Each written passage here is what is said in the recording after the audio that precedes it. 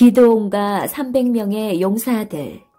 이스라엘 백성은 가나안 땅을 정복했어요. 마침내 하나님의 나라가 세워진 것이죠. 가나안 땅에서 이스라엘 백성들은 행복하게 살았어요. 여호수아의 지도 아래서 그들은 하느님을 잘 믿었답니다. 세월이 흘렀어요. 여호수아는 나이가 들어 세상을 떠났죠. 그러자 이스라엘 백성들은 하나님의 놀라운 일들을 잊어버리기 시작했어요. 그래서 우상을 섬기고 하나님이 보시기에 나쁜 일을 많이 했죠. 하나님은 벌을 내리셔서 이스라엘이 여러 나라로부터 괴롭힘을 당하도록 하셨죠. 그때마다 미디안이라는 나라가 이스라엘을 공격해왔어요. 미디안 사람들은 힘이 세고 싸움을 매우 잘했죠.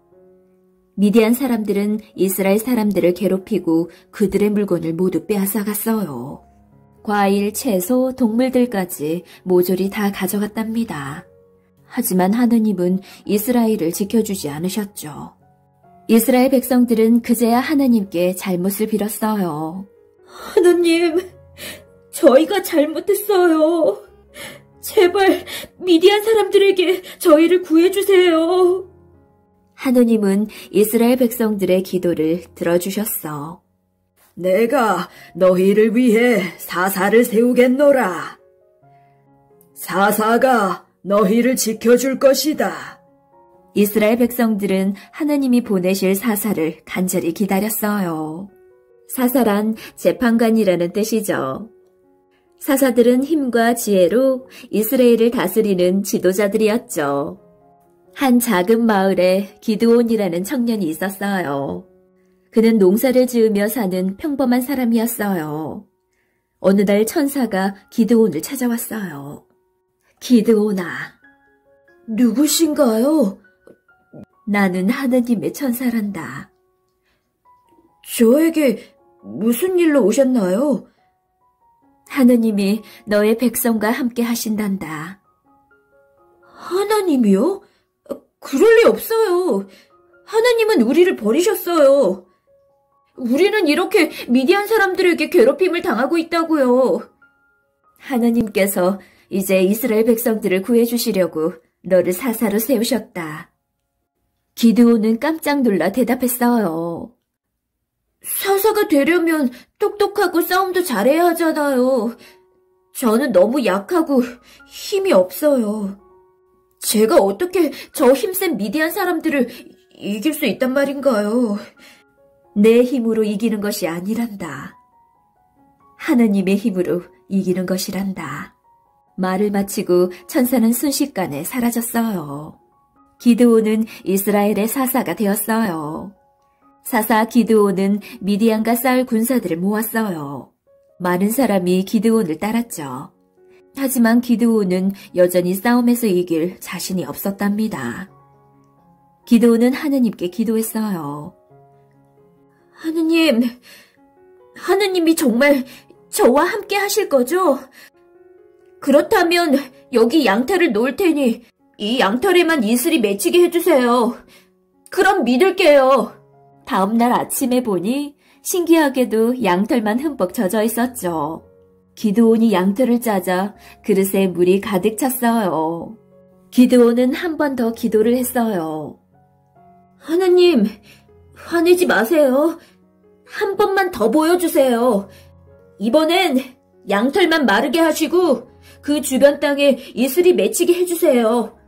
그럼 진짜로 믿을게요. 다음 날 아침 온 땅에 이슬이 내렸어요. 하지만 양털은 보송보송 말라 있었죠. 기드온은 그제야 하느님이 함께 하심을 믿게 되었어요. 기드온은 미디안과 싸울 준비를 모두 마쳤어요.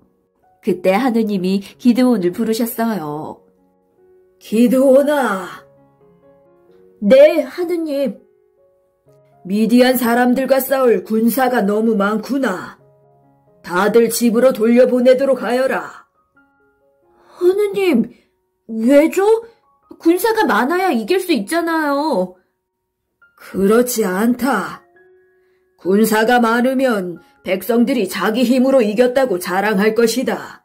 자기 힘이 아닌 나의 힘으로 이겼다는 것을 가르쳐주고 싶구나. 가드온은 하느님의 말씀대로 군사들을 집으로 돌려보냈어요. 그리고 옆에 나를 따르라! 우리가 미디안 사람들을 쫓아내자! 하느님이 우리와 함께 하시니 걱정하지 말라! 기드온은 용사들에게 나팔과 빈 항아리를 나누어 주었어요. 항아리 속에는 횃불이 들어있었죠. 이 나팔과 항아리를 들고 가라! 내가 나팔을 불면 너희도 나팔을 불면서 항아리를 모두 깨트려라! 그날 밤이었어요. 미디안 군대는 모두 쿨쿨 잠들어 있었죠. 기드온은 300명의 용사들을 데리고 살금살금 몰래 숨어 들어갔죠. 미디안 군대의 파수꾼은 조금도 그들을 알아채지 못했답니다. 그때 기드온이 신호를 보냈죠. 지금 이때다! 모두 나팔을 불고 항아리를 깨뜨리라! 300명의 용사들은 나팔을 불면서 항아리를 와장창 깨뜨렸어요. 한 손에는 횃불을 또 한 손에는 나팔을 들고 소리쳤죠. 하느님을 위하여!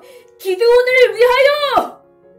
나팔 소리, 항아리 깨지는 소리, 고함 소리에 잠에서 깨어난 미디안 사람들은 칼을 들고 자기 편끼리 정신없이 싸우지 뭐예요. 기드온은 300명의 용사만으로 미디안 사람들을 모두 물리쳤답니다. 하느님은 기드온에게 승리를 주셨죠. 마침내 사사 기드온은 미디안의 손에서 이스라엘을 구해냈어요. 이스라엘에 다시 평화가 찾아온 것이에요. 하느님은 이스라엘 사람들의 간절한 기도를 들어주셨답니다. 여러분, 이야기 잘 들었나요? 사사기는 어떤 내용을 기록한 책일까요? 사사기는 이스라엘의 지도자 여호수아가 죽고 난 뒤에 벌어진 이야기를 담고 있어요. 여호수아가 죽고 난 후 이스라엘에는 엄청난 변화가 생겼죠. 하나님께 등을 돌리고 가나안의 여러 이방신들을 섬기게 된 것이죠. 이는 바로 앞에 있는 여호수아와 반대되는 이야기죠. 여호수아는 여호수아가 이끄는 이스라엘 백성들이 하나님을 의지하여 가나안 땅을 정복하고 땅을 분배받는 이야기예요. 그런데 여호수아서 다음에 나오는 사사기는 여호수아가 죽은 후로 시작하고 있죠. 사실 이 사사기의 시작은 여호수아서의 시작과 같아요. 여호수아서 1장 1절을 보면 여호수아의 종 모세가 죽은 후로 시작하고 있거든요. 하지만 둘 사이에는 중요한 차이가 있죠. 여호수아는 모세가 죽은 후 여호수아라는 새로운 지도자가 세워지지만 사사기는 여호수아가 죽은 후 아무런 지도자도 나서지 않고 있죠. 그래서 사사기는 이스라엘의 지도자가 없다는 사실이 강조되고 있죠. 이스라엘을 이끌 지도자가 없게 되자 이스라엘의 백성들은 하나님께 불순종하기 시작했어요. 하나님은 이스라엘 백성들에게 가나안 족속들을 모두 정복하라고 명령을 내리셨는데 이스라엘 백성들은 그런 하나님의 명령을 거부했죠. 이스라엘 백성들은 왜 그랬을까요? 첫째로는 가나안 족속들이 가진 철 병거를 비롯한 강한 무기들이 무서웠고, 둘째로 가나안 족속들과 마음대로 동맹을 맺어버렸기 때문이죠. 그렇게 이스라엘 백성들은 가나안 족속들을 모두 몰아내지 않고 함께 살기 시작했죠. 그 결과 세월이 흐르면서 이스라엘 백성들은 하나님의 약속을 잊어버렸어요. 이제는 하나님의 약속을 의지하지 않아도 스스로 얼마든지 살아갈 수 있다고 생각한 것이죠. 나아가 이스라엘 백성들은 가나안 사람들이 믿던 여러 가지 이방신들을 하나님 대신 믿었어요. 그들의 죄는 나날이 더해갔죠. 결국 하느님은 이스라엘의 죄를 심판하셨어요. 다른 나라들 손에 이스라엘을 맡겨버리신 것이죠. 다른 나라들 손에 이스라엘을 맡겨버리신 것이죠. 하지만 동시에 기회도 주셨어요. 사사들을 세워서 하나님의 약속을 믿고 다시 돌아오기를 바라셨죠. 사사기는 이방신을 섬기는 이스라엘 백성들의 죄와 다른 나라를 일으켜 그 죄에 대해 심판하시는 하느님, 그리고 사사를 통해 다시 회개하는 이스라엘 백성들의 모습이 반복적으로 나타나고 있답니다. 이스라엘 백성들이 하느님을 배신하자 하느님은 미디안을 통해 이스라엘을 다스리게 하셨어요. 이스라엘을 쳐들어온 미디안은 7년 동안 이스라엘의 곡식과 가축을 모조리 빼앗고 괴롭혔죠. 그러자 이스라엘 백성들은 또다시 하느님께 살려달라고 말했어요. 하느님은 베냐민 지파의 기드온을 사사로 세워주셨어요. 기드온은 겁이 많은 사람이었죠. 그래서 하느님의 부르심에 대해 증거를 요구했어요. 결국 하느님이 자신과 함께 하신다는 것을 깨달은 기드온은 32,000명의 군사를 하로셈에 모았어요. 하지만 하느님은 용기 있는 정예군을 뽑자고 하셨죠. 그래서 군사들을 시험하셨어요. 하로셈 물을 마셔보라는 것이었죠. 그 결과 혀로 물을 핥은 사람과 무릎을 꿇고 물을 마신 사람들은 돌려보내고 손으로 물을 떠서 마신 사람만 남게 되었죠. 그 숫자는 겨우 300명뿐이었죠. 하느님은 300명의 군사에게 칼과 창이 아닌 나팔, 빈 항아리, 횃불로 싸우게 하셨죠. 절대로 이길 수 있을 것 같지 않는 전쟁이었지만 기드온은 믿음으로 싸워서 미디안을 모두 물리쳤죠.